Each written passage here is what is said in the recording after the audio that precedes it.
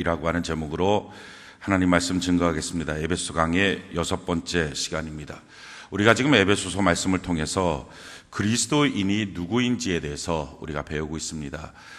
그리스도인이 누구인가라는 것은 다른 말로 말하면 저와 여러분들 예수 믿고 구원받은 그리스도인, 우리가 과연 갖고 있는 게 과연 뭐냐, 이것을 우리가 배우는 것입니다. 어느 날 갑자기 삶이 막 어려워 있는데 한 변호인이 찾아와서 당신의 유산이 이와 같습니다. 그리고 펼쳐주는데 뭐 어마어마한 유산을 우리에게 보여주면서 이게 당신의 유산입니다 라고 말을 한다면 우리가 막 깜짝 놀랄 것입니다. 그러면서 아니 도대체 왜 어디서 이런 유산이 나왔습니까? 참 멋지고 위대하신 분이 당신을 양자로 삼았습니다. 그래서 이 모든 것들을 당신에게 유산으로 물려줬습니다. 이제 이 목록들을 보시고 당신이 사용하십시오 라고 우리에게 말을 해준다면 그게 얼마나 기가 막힌 일일까요? 근데 성경이 우리에게 말합니다. 하나님이 우리를 양자로 삼아주셔서 하나님의 자녀로 만드시고 그리고 하나님의 상속자로 만들어서 하나님의 모든 유산을, 하나님의 모든 축복을 우리가 쓸 수 있는 사람으로 만들어주셨다라는 것입니다. 중요한 사실은 이 놀라운 축복을 우리가 다 받았는데 그 목록을 모르는 것입니다. 그래서 어쩌면 우리가 이 땅에서 그걸 사용하지 못하는 일들이 많다 하는 것입니다. 또 한 가지는 교회만 나오면 종교적인 일만 하면 되는 걸로 알지만 사실은 더 중요한 것은 하나님의 자녀가 된다는 것, 하나님의 양자가 된다는 것, 이게 더 중요한 것입니다. 그러기에 교회를 나왔으면 반드시 예수님을 만나서 구원을 받아야 되고, 구원을 받았으면 내가 어떤 존재인지, 구원이라는 게 과연 무엇인지 이거를 좀 정확하게 알아서 그 은혜와 축복들을 우리가 누리는 삶을 산다는 것, 이것이 참으로 중요합니다. 예수 믿는 사람, 다른 말로 말하면 구원받은 사람, 거듭난 사람이라고 하는 말인데, 이 구원이라는 게 무엇입니까? 오늘 성경은 이 구원이라고 하는 것을 이렇게 설명하죠. 3절에 보니까 찬송하리로다 하나님 곧 우리 주 예수 그리스도의 아버지께서 그리스도 안에서 하늘에 속한 모든 신령한 복을 우리에게 주시되, 예수 그리스도 안에서 하늘에 속한 모든 신령한 복을 주신 것, 이게 구원입니다. 내가 예수 믿고 구원받았습니다 라고 말하는 것은 예수 그리스도 안에 있는 것입니다. 그래서 밖에 있다가 안으로 들어가는 삶인데요, 이건 다른 말로 말하면 예수님의 인도, 보호, 또 예수님의 공급, 이걸 받는다는 것입니다. 그래서 위로부터 주시는 하나님의 놀라운 은혜와 축복의 공급을 받습니다. 오늘도 저는 여러분들이 이 공급을 충만히 받기를 바랍니다. 그래서 우리의 연약한 가운데 질병이 있다면 질병도 치료받기를 바라고, 또 우리의 삶에 연약한 부분, 부족한 부분 때문에 어렵고 힘들다면 하나님의 공급하시고 채워주신 가운데, 그 영광 가운데 풍성함으로 채워주시는 은혜가 있기를 바랍니다. 뿐만 아니라 하늘에 속한 모든 신령한 복을 우리에게 주신 것입니다. 그건 한마디로 말하면 이 성경 전체입니다. 그러니까 성경에는 모든 약속, 성경에는 모든 축복, 성경에는 모든 교훈, 성경에는 모든 은혜의 삶, 이게 다 우리의 것으로 하나님이 우리에게 주셨다 하는 것입니다. 이 놀라운 것을 우리가 받은 거예요. 자, 이 놀라운 것을 우리가 받았고 내가 뭘 받았는지를 알게 된다면 변화되지 않을 사람은 하나도 없습니다. 그러니까 예수 믿으면, 제대로 믿으면 다 변화됩니다.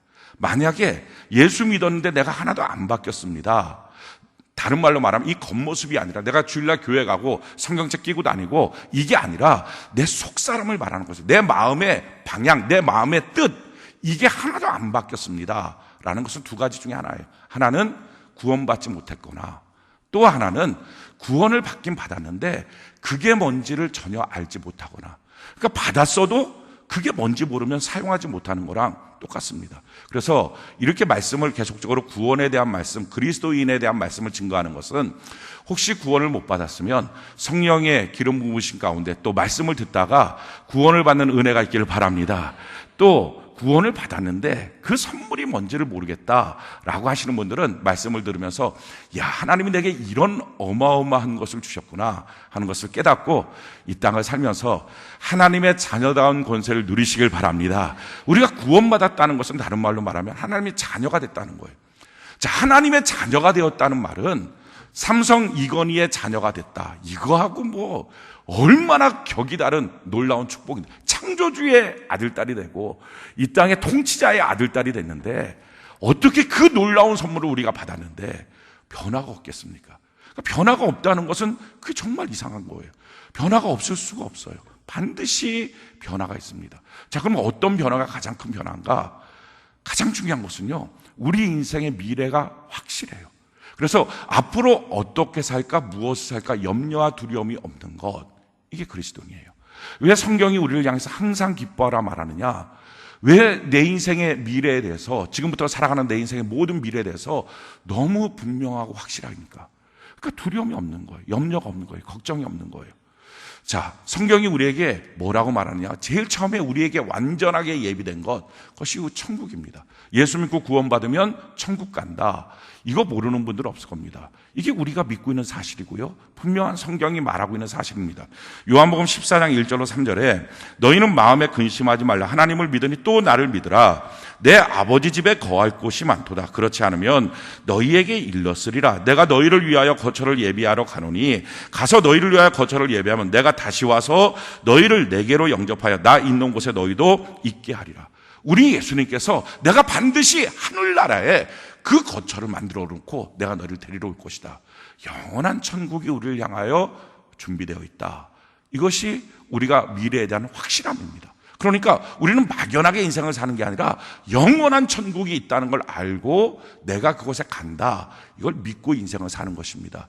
그 천국이 어떤 곳이냐?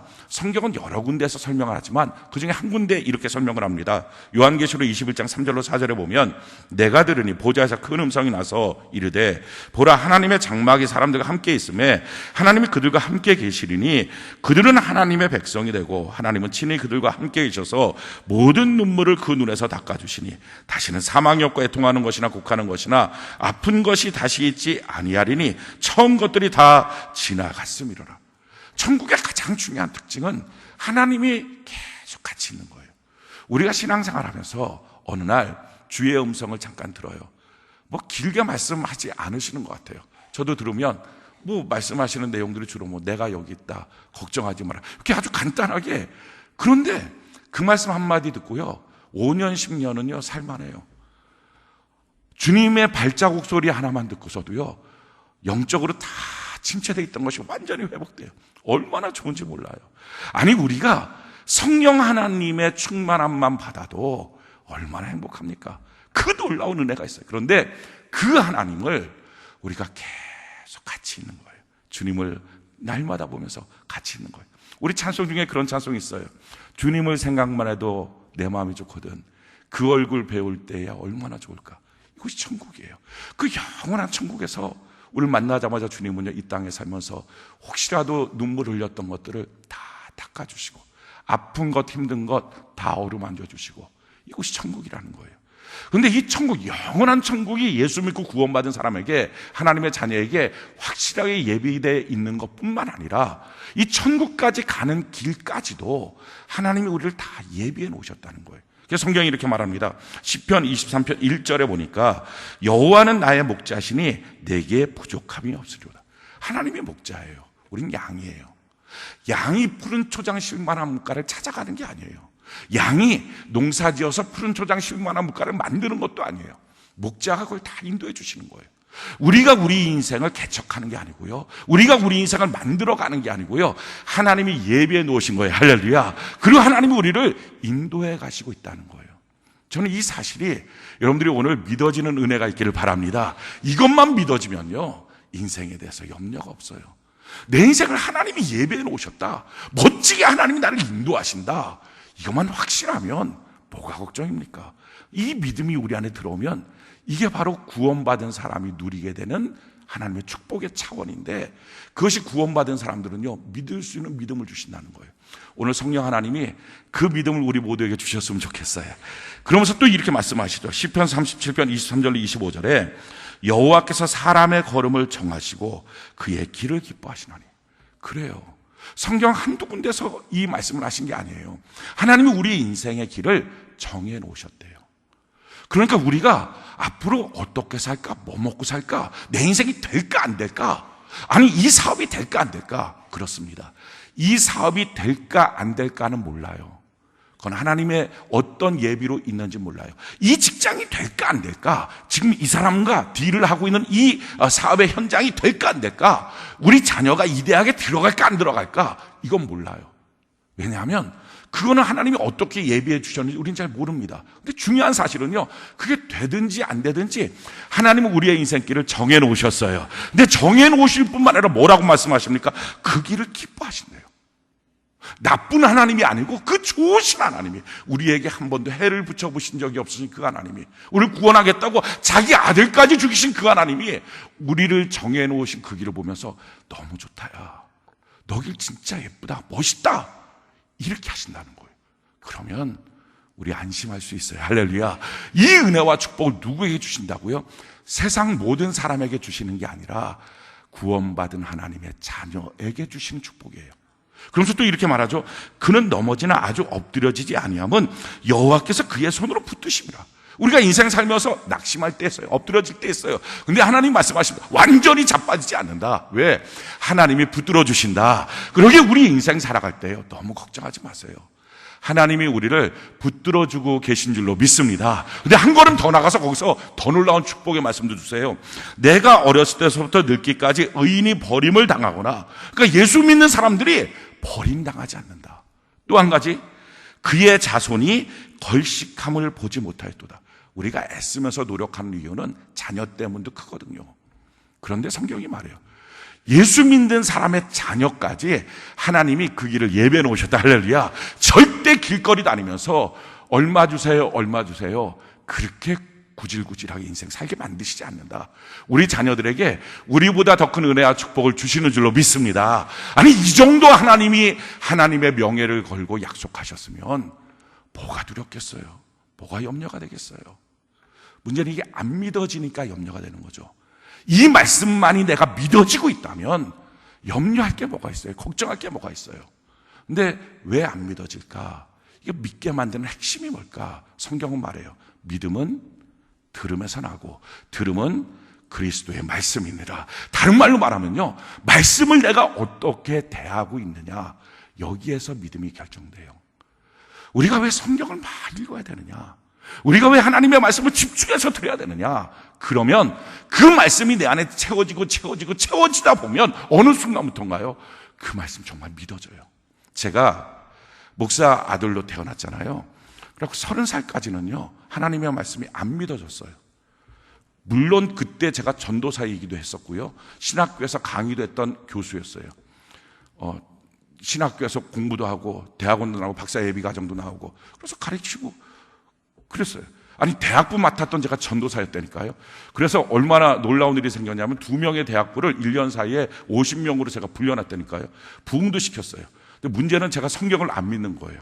어떤 부분은 믿어져요, 어떤 부분은 안 믿어져요. 그랬었거든요. 그래서 안 믿어지는 부분이 더 많아요. 근데 더 놀라운 사실은요, 안 믿어주는 부분이 더 우리 삶에 필요한 것들이 안 믿어지는 거예요. 지금 이런 말씀들, 하나님이 예배해 놓으셨다, 이게 얼마나 필요합니까? 근데 믿어지는 건 어떤 게 믿어지느냐? 하나님은 사랑이시다, 이런 건 믿어져요. 근데 사랑인 건 믿어지는데 정말 날 예배해 주셨다, 이런 것도 안 믿어지고, 아니, 그렇게 사는 거예요. 혹시 여러분들 중에서도 그런 분들 계실까 봐 윤리적 도덕적인 내용들은 믿어지는데 정말 내 삶에 절실히 필요한 것, 고민되고 있는 부분들이 안 믿어지는 분들이 있을까 봐 말씀드립니다. 그러다 제가 30살에 성령 하나님을 만났어요. 만나고 나서 했던 게 한 가지 있어요. 큐티예요. 창세기부터 요한계시록까지 날마다 읽었어요. 그때는 훨씬 더 많이 읽었죠. 하루에 50장, 100장씩 성경을 읽었어요. 그렇게 성경을 많이 읽었어요. 그래서 지금까지 하루도 빠짐없이 성경을 읽어요. 아마 전체적으로 150독에서 200독 사이가 되는 것 같아요. 놀라운 일이 있어요. 제가 그렇게 성경을 읽었거든요. 근데 성경 말씀이 믿어져요. 근데 이게 저 혼자만의 경험이 아니에요. 이게 한 명을 또 예를 들어서 말하면 또 여러분들이 다 알 것 같긴 하지만, 그 남성 청년 셀장 중에 한 분이 있어요. 작년에 셀장이 되셨어요. 8월 달에. 그런데 그분이 그렇게 얘기를 하더라고요. 작년까지만 해도 이제 우리 셀장 모임을 하면 하시는 말씀이, 목사님 말씀이 반쯤 믿어져요. 그래서 반쯤. 나머지는 잘 안 믿어져. 내가 받아들일 수가 없어요. 뭐 받아들여져야지 뭐 그거를 하지 뭐 안 받아들여져요. 근데 이분이 계속 그래도 큐티를 하고요. 계속 주일날 말씀을 들었던 거예요. 정말 이렇게 말씀을 듣다가 뭐 조금씩 언어가 바뀌어지긴 해요. 근데 한 달 전서부터 완전히 말이 바뀌어졌어요.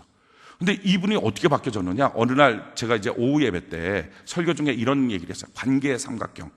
혹시 기억나시는 분들이 계실지 모르겠는데, 다른 사람하고 무슨 관계 갈등이 생기거든 그 사람이랑 문제를 풀려고 애쓰지 말고, 왜? 도리어 풀려고 하다가 더 안 좋아지는 경우들이 있거든요. 근데 하나님께로 더 나가라는 거예요. 하나님께 더 나가면 하나님이 그 사람도 끌어올려서 관계를 이렇게 점점 맺게 만들어요. 삼각형이니까 내가 하나님께로 더 나가면, 그 꼭지점 쪽으로 나가면 그 사람과 점점 가까워진다는 거예요. 그래서 결국은 이 갈등의 문제가 해결된다 하는 말씀을 드렸어요. 근데 마침 그분이 그때 다른 그 같이 회사에 있는 동료들과 갈등 관계에 있었던 거예요. 근데 그 말씀을 들었는데 평상시 같으면 당연히 안 믿어지고 순종을 안 했겠죠. 이게 안 믿어지니까 순종을 안 하는 거거든요. 근데 말씀을 그동안 차곡차곡 쌓여왔다는 힘이 뭐냐면은 그 말씀이 자기 삶의 상황 속에서 한번 해볼까 하는 생각이 들더래요. 그래서 그 말이 한번 해보지 뭐. 그래서 어떻게 다른 방법도 없으니까, 그래서 하나님 앞에 정말 집중해서 나갔대요. 근데 신기한 게 며칠 안 지나서 그 사람이 점점 친밀해지고 이제는 같은 회사 안에서 제일 친밀한 사람이 됐다는 거예요. 그러니까 그게 경험이 된 거잖아요. 근데 그게 한번 경험되고 나니까요, 그 다음부터는 경험 안 됐던 것들까지라도 말하면 다 믿어지는 거래요. 그리고 이제 최고로 좋은 건 자기 순종하는 거래요. 순종밖에는 답이 없습니다. 거의 목사님 같은 말씀을 하고 계세요. 요즘 보면. 이게 무슨 말입니까? 느닷없이 어느 날 그 말씀을 적용해 볼까 하는 생각이 들었을까요? 아니에요. 하나님의 말씀을 읽어왔던 것이 쌓인 거예요. 하나님의 말씀을 들어왔던 것이 쌓인 거예요. 처음에 우리 주일 간증 목사 했을 때 셀장들은 다 아멘 했어요. 그분은 아멘을 안 하더라고요. 얘기했던 똑같은 분이에요. 아멘을 안 해. 그래갖고 차라리 날 죽여라. 큐티만 해도 힘들어 죽겠는데 무슨 이것까지 할 시간도 없는데 바쁜데 한 거예요. 그래갖고 그 다음날 아멘을 붙이더라고요. 그 공고를 내고 난 다음에 하루 동안 어쩔 수 없이 아멘을 붙인 거예요. 그러고 또 쓴 거죠. 뭐 아멘을 붙였으니 어떡하겠어요. 쓴 거예요. 쓰는데 볼이 막 이만해져갖고 이제 쓴 거죠. 근데 그걸 한 번 쓰고 두 번 쓰고 은혜가 되는 거라는 거예요. 야, 그래서 이것 때문에 이렇게 말씀에 씨름하다 보니까 어느 날 말씀이 자기의 현장 속에서 적용해야 될 말씀이 믿어지더라는 거예요. 사랑하는 성도 여러분, 왜 말씀이 안 믿어질까요? 말씀이 내 안에 차곡차곡 쌓여 있지가 않아서 그래요. 근데 이게 차곡차곡 쌓여 있으면 어느 날 설교 가운데, 어느 날 큐티하는 가운데, 야, 이게 내 삶에 지금 이 문제가 있는데 이걸 한번 적용해 볼까 하는 생각이 들어요. 그래서 한번 적용하면 야, 진짜구나. 그럼 그때부터 믿음이 비약적으로 성장을 해요. 그동안 차곡차곡 쌓여놨던 그 말씀이 한 번에 펑 터지는 것 같아요. 믿음은요, 이렇게 들음에서 나고, 들음은 그리스도의 말씀이에요. 그렇게 말씀하고 씨름하다 보면 믿음이 생겨요. 오늘 저는 여러분들이 혹시 나의 인생길을 다 예비하셨다, 이 말씀이 내 마음에 확실히 믿어지면 염려가 없고 걱정이 없을 텐데, 두려움이 없을 텐데, 이게 잘 안 믿어지거든. 다른 거 없어요. 이제라도 큐티 하시길 바라요. 큐티를요 꼬박꼬박 하시기 바라요. 가능하면 하루에 3장 이상씩은 읽으시기 바라요. 그리고 주일날 말씀을 듣고 막 몸부림쳐 보세요. 집중해 보세요. 글쓰기 되게 싫어하는 건 압니다. 그래서 어떤 분들은 정말 글쓰기가 너무 싫어서 간증문 하기 싫은 분들이 있다면요, 듣기라도 더 해보세요. 그래서 씨름해 보세요. 그럼 어느 순간 어느 날에 누가 뭐라고 말하지 않아도요, 말씀 듣는 동안에 저 말씀 한번 내가 해볼까? 엄두가 나요. 그게 믿음이 주는 힘이에요. 말씀. 그리고 한번 딱 해보고 나면요, 내 삶에 순종이 됐을 때 축복이 일어나고 기적이 일어나요. 저는 여러분들 그래서 믿음이 비약적으로 상승하는 은혜가 있기를 바랍니다. 그 믿음이 커져야 하나님의 자녀로서 하나님이 내게 주신 구원의 축복이 무엇인지를 누리는 맛을 알아요. 예수 믿는 맛이 나타나요. 우리의 인생에 다 예비해 주셨다. 이걸 우리가 알게 되면 무슨 일이 생길까요? 미래에 대한 걱정이 없어요. 두려움이 없어요. 염려가 없어요. 그러니까 마음의 여유가 생기겠죠. 그러니까 주변 사람들한테 좋은 얼굴이 돼요. 주변 사람들한테 좋은 말이 나와요. 왜 사람이 성마른 것처럼 나올까요? 왜 돌아와서 아내한테 막 화를 내고 짜증내고 부부간에 갈등이 생길까요? 왜 자녀한테 막 갑자기 느닷없이 화를 낼까요? 두려우니까 그런 거예요. 염려가 되니까. 걱정이 되니까. 회사가 갑자기 어떤 알지 못하는 회오리바람 같은 데로 돌아가는 순간부터 이게 걱정이 되니까요. 자기도 모르는 사이에 눌리고 한숨 푹푹 쉬고. 그런데 미래에 대한 하나님의 예비하심을 믿는 순간부터요, 그게 없어져요. 그러니까 아내를 보면서도 웃을 수 있어요. 자녀를 보면서도요, 잘 성실하게 자녀의 말들을 들어줄 수 있어요. 분위기가 달라지는 거예요. 이걸 성경은 선한 일이라고 말해요. 내가 미래에 대한 부분이 확실해지면 이게 구원받은 사람의 하나님 주신 최고의 자원이거든요. 그럼 내 주변에 선한 일들이 나타나요. 성경이 이렇게 말합니다. 에베소 2장 10절에 보니까 우리는 그가 만드신 바라 그리스도 예수 안에서 선한 일을 위하여 지으심을 받은 자니 이 일은 하나님이 전에 예비하사 우리로 그 가운데서 행하게 하려 하십니다. 아, 내 인생에 선한 일을 위하여 내가 만들어졌구나. 그걸 내가 열심을 내야 되겠구나. 선한 일이 뭔지에 대해서는 지난주에 말씀드렸습니다. 혹시 못 들으신 분이 계시면 우리 홈페이지나 아니면 어플리케이션을 통해서 들으시면 아마 좋을 줄 압니다. 선한 일, 좋은 관계죠. 아가도스. 하나님과 다른 사람과 또 물질과 또 내 자신과의 좋은 관계. 이게 좋은 마음이 되니까 열어지는 거예요. 염려가 안 되니까 열어지는 거예요. 마음이 답답하지 않으니까 그거 할 수 있는 여유가 생기는 거예요. 그러니까 예수 믿는 사람은요, 그 여유가 있어요. 예수 믿는 사람은요, 이렇게 막 느닷없이 분노가 나오거나 불쾌해지거나 화가 나거나 그렇게 하지 않아요. 근데 성경 말씀 그대로 항상 기뻐할 수 있게 돼요. 그게 예수 믿는 사람이에요. 더 놀라운 사실은요, 예수를 믿으니까 내 인생의 미래가 하나님 예배해 주셨다, 이게 분명히 믿어지니까 돈 앞에 자존심이 굴복당하지 않아요. 세상 사람들은요, 대단한 것처럼 보이지만 다 돈 앞에 노예로 삽니다. 그래서 이렇게 생각해요. 돈을 벌어야 되는 건 다 똑같아요. 돈을 쓰는 것도 다 똑같아요. 근데 차이가 뭐가 있느냐? 예수 믿는 사람과 예수 믿지 않는 사람. 예수 믿는 사람은요, 그 돈을 벌고 쓰는 일에 자존심이 안 상해요. 그런데 예수 믿지 않는 사람은 계속 이런 마음이 드는 거예요. 이 돈 벌려고 내가 일해? 이 돈 벌려고 내가 일해? 그래서 마음속에 노여움이 있어요. 분노가 있어요. 그럼 그 돈을 벌어갖고 오잖아요. 그럼 자기 아내가 쓰는 것만 해도 벌벌 떨어요. 아까워요. 자기 자녀가 쓰는 것도 아까워요. 그러니까 1원 한 장 갖고서도 서로 시비 걸고 싸우기 시작해요. 정말 사람이 얼마나 째째해지는지 몰라요. 왜? 돈의 노예니까. 돈이 시키는 대로 인생을 사는 거예요.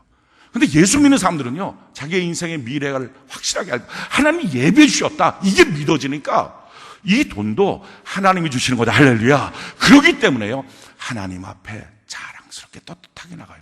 물론 그렇다고 해서 사업하는 일 불성실하게, 그게 성실하게 해요. 왜 성실합니까? 두려워서 성실하게 하는 게 아니라, 잘릴까봐, 망할까봐 그래서 성실한 게 아니라요, 하나님이 내게 맡겨주신 일이니까, 지금 나에게 원하는 게 성실함이니까. 할렐루야. 그래서 하나님과 동행하니까 다른 사람한테 본을 보여주기 위해서 성실하게 해요. 자세가 완전히 다른 거예요. 성경이 우리에게 이렇게 말합니다. 마태복음 6장 24절 25절에 한 사람이 두 주인을 섬기지 못할 것이니 혹 이를 미워하고 저를 사랑하거나 혹 이를 중히 여기고 저를 경히 여김이라. 너희가 하나님과 재물을 겸하여 섬기지 못하리라. 이 말씀이 믿어지는 거예요. 그래서 하나님과 돈을 겸하여 섬기지 않겠습니다. 이 고백이 나와요. 내가 하나님도 필요하고 돈도 필요합니다.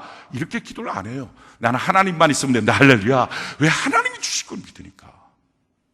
하나님도 필요하고 돈도 필요하고 하나님도 필요하고 직장도 필요하고 하나님도 필요하고 사업도 필요하고. 왜 이렇게 말하는지 아십니까? 하나님이 이런 것들 안 줄 거라는 마음속에 있는 그 베이스가 있어서 그래요.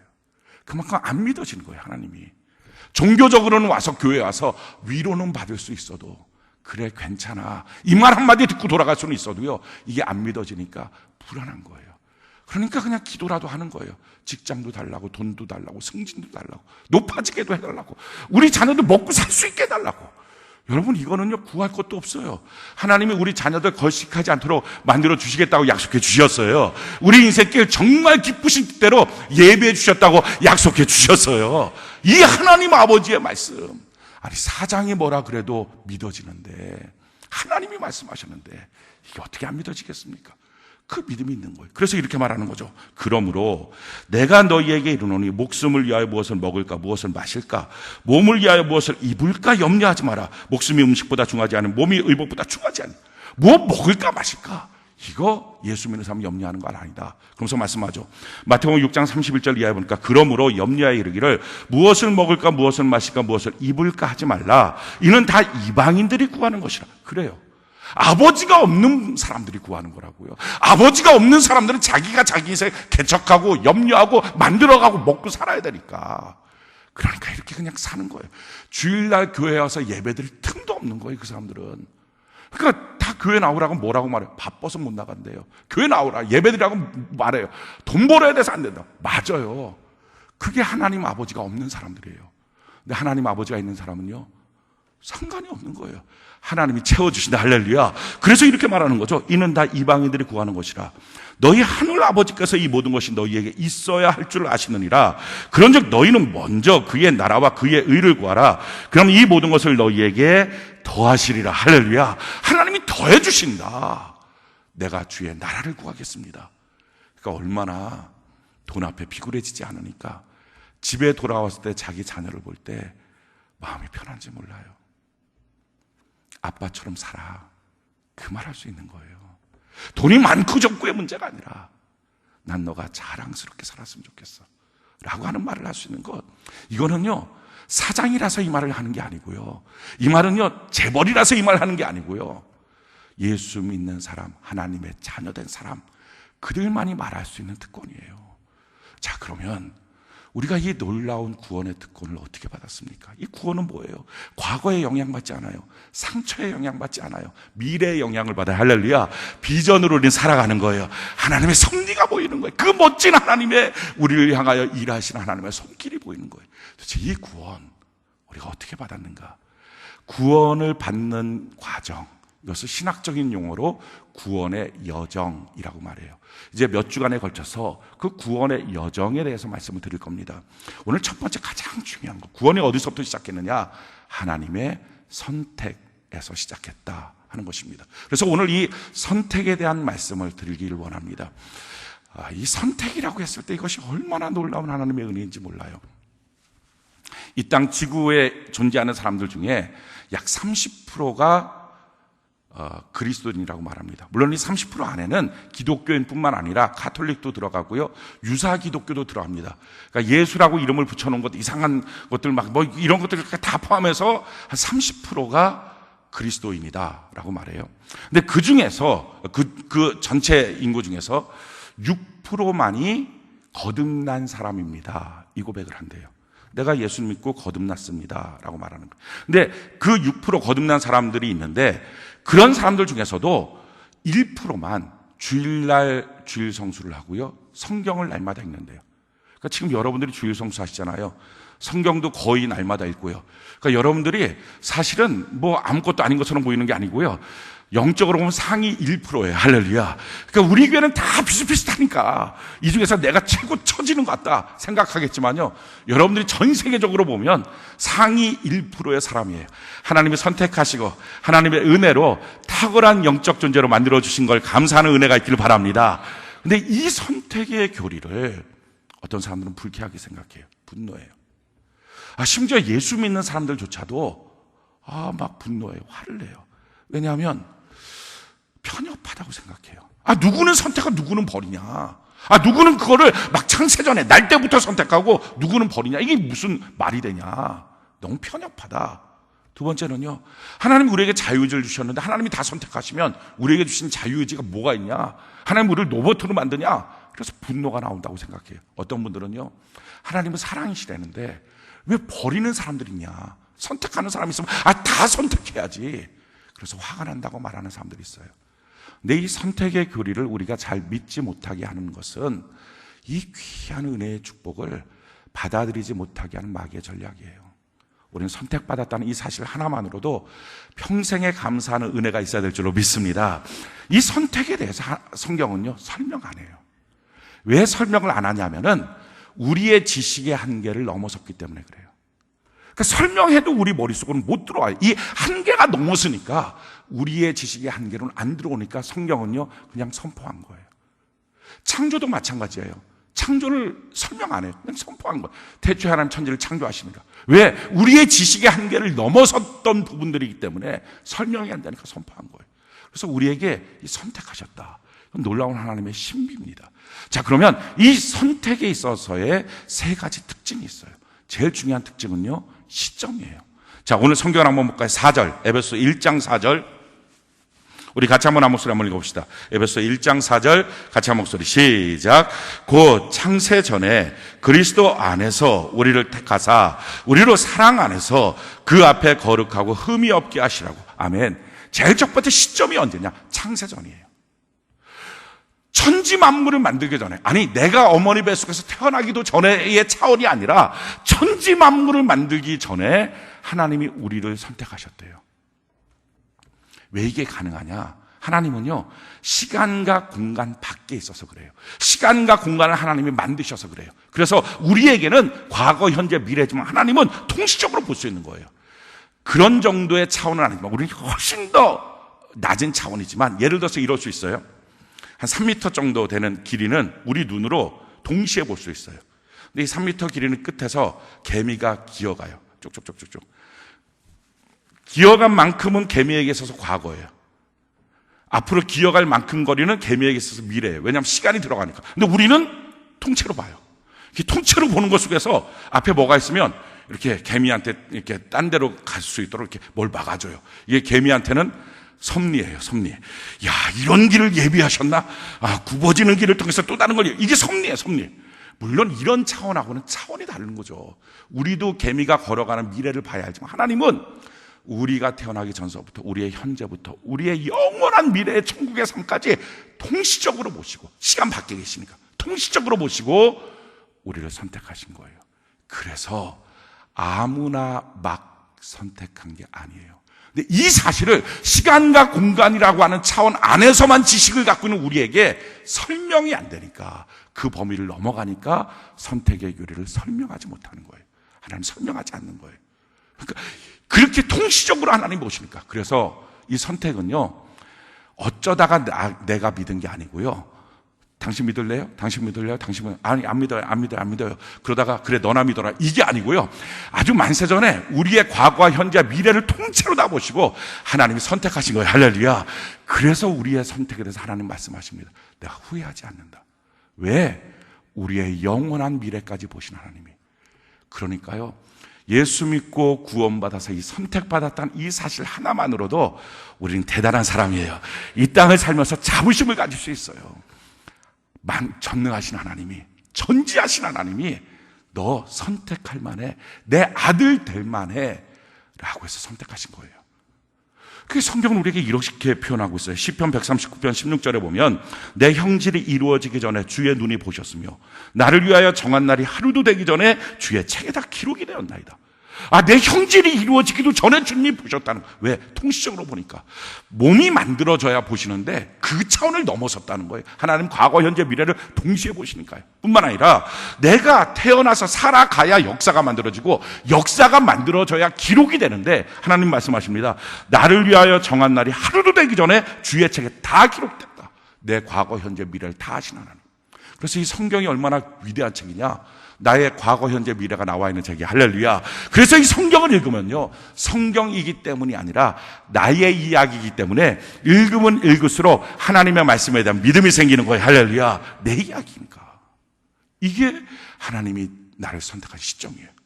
또 한 가지, 이 선택이 우리에게 주시는 또 놀라운 특징이 뭐냐. 두 번째 특징은요, 우리 5절 같이 한번 볼까요? 에베소 1장 5절.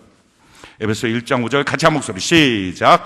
그 기쁘신 뜻대로 우리를 예정하사 예수 그리스도로 말미암아 자기의 아들들이 되게 하셨어요. 두 번째는요, 기쁘신 뜻대로 예정하신 거예요. 누구한테 영향받아서 우리를 선택한 것도 아니고요. 하나님 우리를 선택하고 나서 너무 좋다는 거예요. 나 너 선택하고 너무 행복하다. 내가 너를 내 자녀로 만들고 나서 너무 기쁘다. 행복하다. 그렇게 우리가 선택받은 거예요. 성경이 우리에게 이렇게 말합니다. 스바냐 3장 17절에 너의 하나님 여호와가 너희 가운데 계시니 그는 구원을 베푸실 전능자시라. 그가 너로 말미암아 기쁨을 이기지 못하시며 너를 잠잠히 사랑하시며 너로 말미암아 즐거이 부르며 기뻐하시려 하리라. 그러니까 지금 우리의 모습은 어쩌면 내가 이렇게 죄 짓는데요, 내가 이렇게 허점이 많은데요, 내가 이렇게 부족한데요, 내가 신앙생활 잘 못하는데 하나님 날 선택해서 정말 기쁘신가요? 슬퍼하시는 건 아닌가요? 후회하시진 않나요? 우리가 수시로 이런 질문할 수 있죠. 하나님 말씀하시는, 아니, 난 너의 과거, 현재, 미래를 다 알아. 그런데 내가 너를 선택하면서 너무 행복하다, 너무 기쁘다. 이게 구원받은 사람들에게 주시는 하나님의 너무 놀라운 사인이에요. 세 번째, 이 구원이라고 하는 특징, 선택했다는 특징이 어떤 특징이 있느냐? 우리 4절 다시 한번 읽어볼까요? 4절 같이 한 목소리 시작. 곧 창세전에 그리스도 안에서 우리를 택하사. 거기까지요. 그리스도 안에서 택하신 거예요. 이게 무슨 말이냐면은 하나님이 나 저 사람 택하고 싶어, 내 아들로. 예수님이 옆에 있다가 네, 선택하십시오. 제가 저 사람이 지는 모든 죄에 대해서 십자가에 달려 죽겠습니다. 내가 대신 죄의 값을 지불하겠습니다. 택하십시오. 그래서 예수 그리스도의 동의 안에서 택하신 거예요.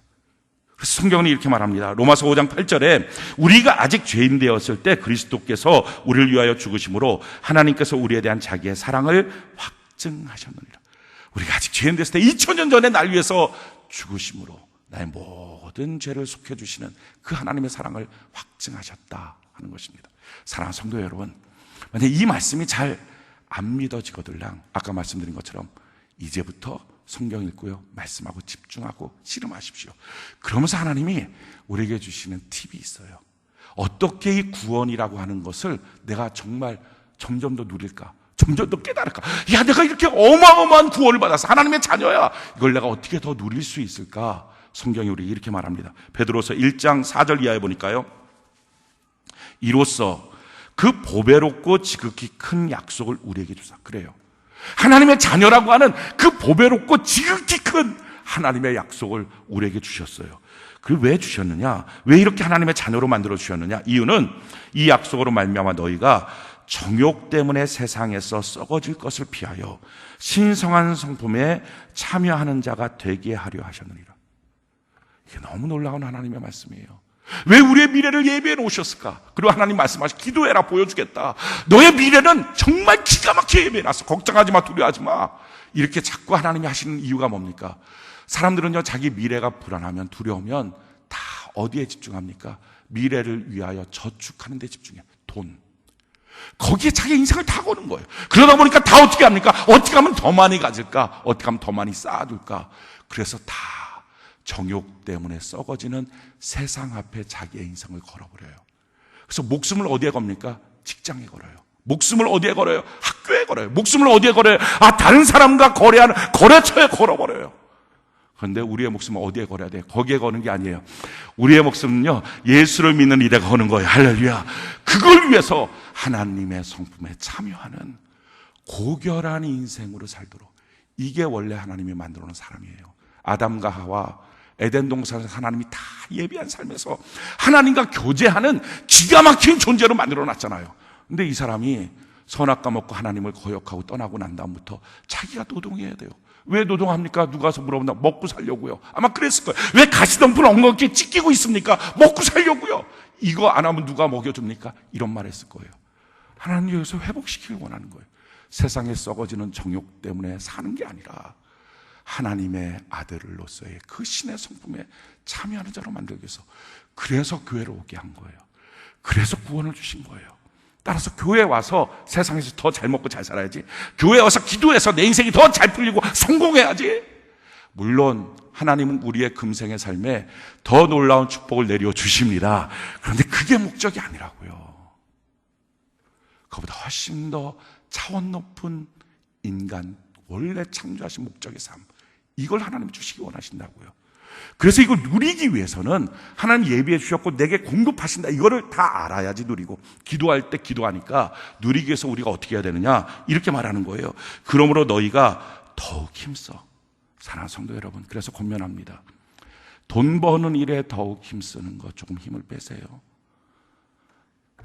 세상 속에서 어떻게 먹고 살까 해서 힘쓰는 것, 거기서 힘을 좀 빼세요. 어떤 분들은 이럴 겁니다. 아니 목사님, 지금 이렇게 해도 먹고 살기가 전전긍긍인데 여기서 힘 빼다가는 나 굶어 죽습니다. 아니에요. 한번 해보세요. 힘을 좀 빼세요. 그리고 하나님, 내가 하나님의 일에 한번 힘을 쓰겠습니다. 그래서 어떻게 힘을 쓰라고요? 믿음을 갖고 있는 사람은 하나님과 나와의 관계, 내가 믿음을 갖고 하나님께 기도해야지, 믿음을 갖고 하나님의 도움을 받아야지. 이 사람은요, 거기에 멈추지 말고요, 조금 더 나가요. 어떻게? 덕을, 다른 사람과의 좋은 관계를 위해서 좀 더 나가십시오. 그래서 다른 사람과의 좋은 관계에서 힘쓰고 있다면, 그래서 셀 모임도 참석하고 거기서 교제하고 이러면서 자기의 성품을 다듬어가고 있다면 거기서 만족하지 말고요, 조금 더 나가야 돼요. 어디로요? 지식을. 하나님이 나에게 주시는 은혜의 축복이 뭔지, 그 말씀이 뭔지 더 깊은 세계로 들어가요. 그 지식을 갖고서 아는 걸로만 가득 차 있으면요, 지식의 절제를, 내가 아는 거에 멈춰서서 하나님 앞에 기도할 줄도 알아야죠. 절제를. 그 다음에는요, 절제의 인내를, 인내의 경건을, 경건의 형제우애를, 형제우애의 사랑을 더하라. 우리 신앙생활은요, 자기가 알고 있는 부분 안에서 멈추면 안 돼요. 교회 나오는 건 이거지 뭐, 성경은 이거지 뭐, 구원받은 건 이거지 뭐, 우리가 알고 있는 기본적인 어떤 상식에 근거된 지식이 있어요. 거기에 머물지 말고, 내가 원하는 신앙의 스타일도 있어요. 거기에 머물지 말고 더 깊은 세계로, 더 넓은 세계로 계속 더하면서 나가라는 거예요. 그러면 주님이 우리에게 공급하시는 게 뭔지를 점점 알게 돼요. 주님이 내게 이런 은혜와 축복들을 예배해 주셨구나. 그 목록들을 더 깊이 알게 돼요. 알 뿐만 아니라 그게 믿어지는 거예요. 그래서 이렇게 말하죠. 이런 것에 너희에게 있어 흡족한즉 너희로 우리 주 예수 그리스도를 알기에 게으르지 않고. 그래요. 신앙생활 하면서요, 예수님 알아가는 게 항상 그 정도 있으면 더 알아야 돼요. 성경 읽으셔야 합니다.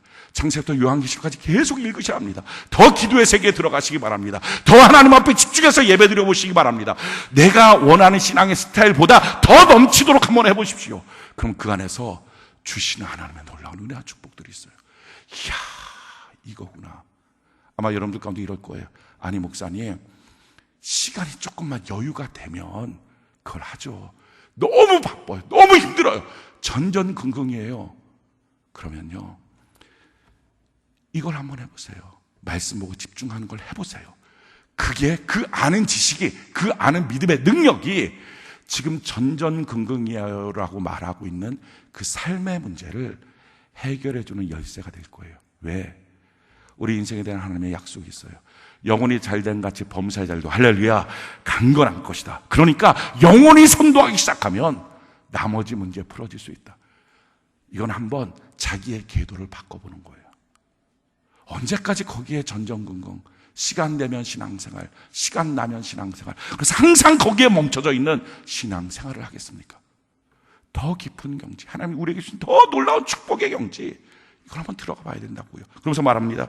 열매 없는 자가 되지 않게 하려니와 이런 것이 없는 자는 맹인이라 멀리 보지 못하고 그 옛죄가 깨끗하게 된 것을 잊었느니라. 그래서 그게 안 되면 더 열심히 더 힘써 하나님의 세계로 들어가지 않으면 계속 어떻습니까? 마음의 정죄감이 느껴져요. 누가 뭐라고만 하면 나 죄인이라는 느낌, 누가 뭐라고만 하면 주눅 들고, 누가 뭐라고만 하면 구원받았습니까? 한두 번만 물어봐도 안 받은 것처럼 느껴지고, 교회 나와서 끊임없이 정죄감이 드는 이유가 뭡니까? 이유는요, 더욱 힘써 하나님 안에 더 나가지 않아서 그래요. 내가 원하는 신앙의 스타일과 지식과 상태에 머물러 있으니까 나의 모든 옛죄가 깨끗하게 됐다는 걸 잊어버려요. 그게 정죄감이 드는 거예요. 그래서 이렇게 말합니다. 그러므로 형제들아 더욱 힘써 너희 부르심과 택하심을 굳게 알아. 너희가 이것을 행한즉 언제든지 실족하지 아니하리라. 우리를 부르시고 택하신 하나님 안에서 이것을 더 견고하게 하는 은혜가 있기를 바랍니다. 그럴 때 실족하지 않는 정말 멋진 신앙생활을 우리가 할 수 있어요. 사랑하는 성도 여러분, 우리 신앙생활은요, 우리가 알고 있는 그 정도는 아니에요. 훨씬 더 놀라운 거예요. 훨씬 더 위대한 거예요. 훨씬 더 큰 은혜예요. 훨씬 더 큰 축복이에요. 이 사실을 우리가 조금씩 더 알게 된다면 예수 믿고 구원받은 사람 중에 누구도 정죄감에 빠질 사람 없어요. 누구도 신앙생활하면서 실족할 사람 없어요. 누구도 자기 인생에 대해서 염려하고 걱정하고 두려워할 사람이 없어요. 우리가 하지 않아서 그래요. 너무 하기 쉬운 거예요. 성경도 읽고 말씀도 붙잡고 예배드리고 한번 자기의 인생의 궤도를 바꾸어서, 그렇습니다 하나님, 내가 내 영혼이 잘된 같이 범사에 잘되고 강건한 삶을 살겠습니다 하는 믿음을 갖고 한번 걸어가 보면 어떻게 내 인생을 하나님이 인도하시는지, 더 놀라운 사실은요, 내 삶을 어떻게 예비하셨는지 그걸 아는 거예요. 그게 그리스도인이에요. 예수 믿는 사람은 바쁘게 뛰어다니는 사람이 아니라 앉아있는 사람입니다. 어디에요? 하늘나라에. 이게 구원이에요. 우리 그 축복의 은혜에 누리는 삶을 사는 은혜가 있기를 예수님 이름으로 축원합니다.